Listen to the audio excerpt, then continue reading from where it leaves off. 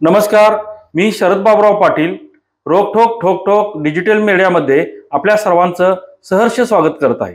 शेतकऱ्याचा माल शेतमाल किंमत करताना बऱ्याच गोष्टी विचारात घेणं अत्यावश्यक आहे. शेतकऱ्याच्या आई वडिलांच्या पासनं मागच्या पिढ्यांपासनं शेती जरी त्याच्या ताब्यात असली तरी ती सहजासहजी ताब्यात आलेली नसते. त्या शेती घेतली जाते, त्यानंतर त्याचं सपाटीकरण केलं जातं, त्यातले मोठे दगड वेचून काढले जातात. त्या मोठ्या दगड वेचल्यानंतर त्यामध्ये बरेच वर्ष ती शेत जमीन अशा पद्धतीने ठेवली जाते की ती पिकाऊ होण्यासाठी जे काही पोषक घटक द्रव्य त्या जमिनीमध्ये असायला लागतात त्यासाठी पण बराच पैसा खर्च होतो. अशा एक 4-5 पिढ्यानंतर ती जमीन शेतजमीन खऱ्याखुऱ्या पीक घेण्याच्या परिस्थितीत येते.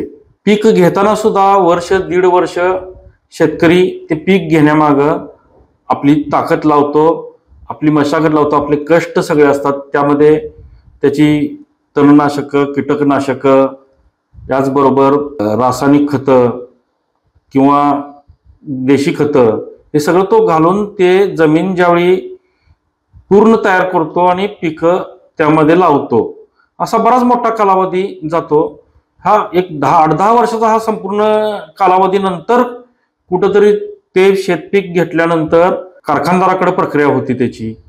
त्यानंतर त्याच्यावर अन्नपदार्थ करण्यासाठी वेगवेगळ्या व्यापाऱ्यांच्या मार्फत हॉटेलवाल्यांच्याकडे जातं आणि सगळ्यात शेवटी ते ग्राहकाच्या मुखात जातं. मार्केटातनं सुद्धा ते ग्राहकाच्या मुखात जातं. पण शेतकरी आणि त्याच्या मागच्या पिढ्या याचा 10-12 वर्षाचा जर कालखंड विचार करता आणि त्यातली गुंतवणूक विचार करता की बाकीचे लोक प्रक्रिया करणारे वगैरे हे 8 ते 10 दिवसात त्याचं फायनल प्रोडक्ट मार्केटमध्ये ग्राहकाच्या मुखात जाईपर्यंत अर्थात 8-10 दिवसातच सगळ्या गोष्टी जास्तीत जास्त होतील. पण हे 8-10 वर्ष त्या शेतकऱ्याला लागलेले असतात. मग त्या अन्न पदार्थ होऊन ग्राहकाच्या मुखापर्यंत तोपर्यंत जो एकूण जे नफ्याचं प्रमाण बघितलं तर खरं तर ते 95% नफ्याचं प्रमाण जे आहे ते शेतकऱ्याला मिळालं पाहिजे अशी परिस्थिती आहे. पण जर बघितलं आपण तर ह्या सगळ्या साखळीमध्ये शेतकरी हा अत्यल्प कमी नफ्यामध्ये वाटला जातोय आणि इथंच शेतकऱ्याला लुटलं जातंय असं दिसून येतंय. 10 वर्षाचा कालावधी त्याच्या पिढ्यांचा जातो किंवा भांडवली गुंतवणूक होते, त्या मानानं शेतकऱ्याला म्हणजे तो तोट्यातच ठेवला जातो अशी परिस्थिती दिसून येते. शिवकालीन कालावधी जर वगळला आपण तर हे शेतकरी हा सत्ताधीशांच्या दयेवर जगलेला आढळतोय.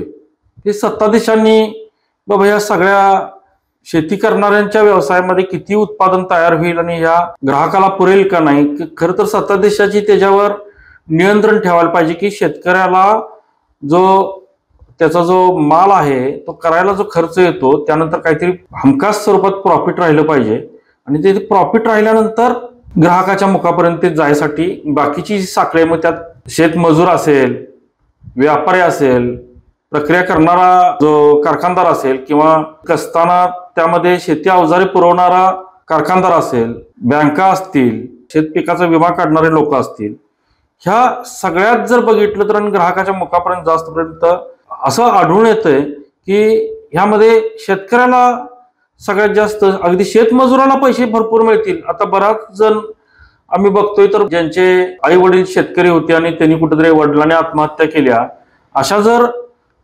मुलांची जर आपण किंवा त्यांच्या मागे राहिलेल्या बायका मुलांची जर वक्तव्य बघितली तर ते म्हणतात आम्ही शेतमजुरी करेन पण शेतकरी कधी आम्ही होणार नाही, आम्ही शेतमालक होऊन रुबाब आम्ही झाडणार नाही, आम्हाला शेतकरी राजा म्हणू देत नाही तर नाही म्हणू देत आम्हाला, पण आम्ही शेतमजुरी होईल पण आम्ही शेती एवढी करणार नाही, अशी वक्तव्य दुष्काळी भागातल्या पण नव्हे तर चांगल्या भागातल्या शेतकऱ्यांच्या ज्यांच्या शेतीच्या तोट्यामुळे आत्महत्या केल्या आणि आत्महत्याग्रस्तांच्या कुटुंबातील बाकीच्या राहिलेल्या कुटुंबियांकडून अशी वक्तव्य बऱ्याच वेळा पाहायला मिळतात.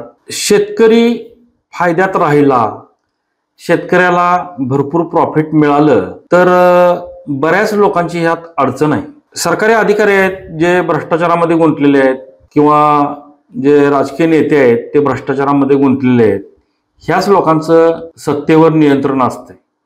ह्या लोकांनी मिळवलेला जो काळा पैसा आहे तो कुठेतरी गुंतवला गेला पाहिजे.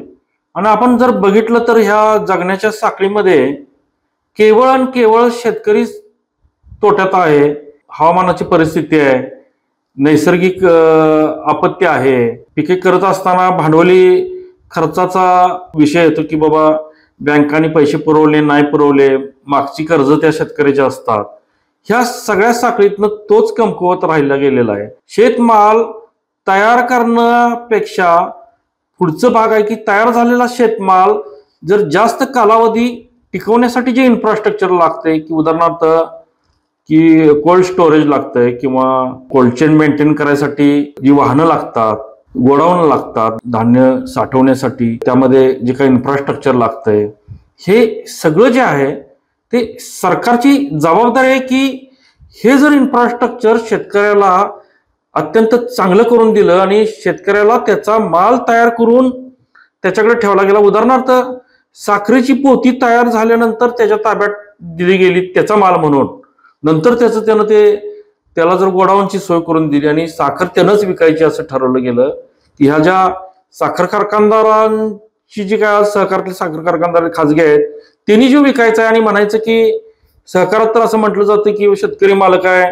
त्यामुळं त्याच्या मालाची किंमत नंतर ठरवायची लागली, सगळ्यांचा खर्च भागवून जे उरल ते त्याचं ठरवलं जायचं. परंतु त्याऐवजी त्याला साखर त्याच्या ताब्यात दिली. दुधाचे समजा तुम्ही जे पाऊच दुधाचे आहेत ते 6-6 महिने टिकणारे पाऊच तयार करून शेतकऱ्याच्या ताब्यात दिले आणि तुझं तू बाबा विक, ते तुझं तू व्यापाऱ्यांशी डील कर. आणि तोपर्यंत ह्या बँकांनी किंवा विमा कंपन्यांनी यांनी सगळ्यांनी जर त्याला इन्फ्रास्ट्रक्चरचा खर्च किंवा अर्थपुरवठा किंवा विम्याचे पैसे हे तोपर्यंत घेतलेच नाहीत त्याच्याकडनं किंवा हा घेतला नाही आणि माल विकताना त्याच्याकडनं ते पैसे घेतले तर शेतकरी फायद्यात येईल हे सगळ्यांना माहिती. आणि शेतकरी फायद्यात भ्रष्ट लोकांना नको आहे, कारण त्यांनी भ्रष्टाचारात मिळवलेला पैसा किंवा भ्रष्टाचारात मिळवलेली जी माया आहे ती गुंतवायची म्हणजे तर कोण तर कमकुवत पाहिजे, कोण तर अडचणीत आलेला असला पाहिजे आणि कुणाचा तरी धंदा हा तोट्यात चाललेला असला पाहिजे आणि त्याचा माल पण जे टिकाऊ होईल हे नको आहे त्या लोकांना. आणि म्हणून त्याला वीक ठेवल्याशिवाय ह्या लोकांनी मिळवलेला काळा पैसा शेतकऱ्याच्या मालमत्तेत किंवा शेतकऱ्याच्या असहाय्य करून अगदी त्याला गुंतवला तर तो असहाय्य असल्यामुळं कमी किमतीत त्याची उत्पादनं किंवा त्याची कमी किमतीत त्याची मालमत्ता विकण्याशिवाय त्याला पर्याय नसतो. पण सरकार या बाबतीत जाणीवपूर्वक काम करत नाही, कारण तेच लोक सत्ता चालवतात.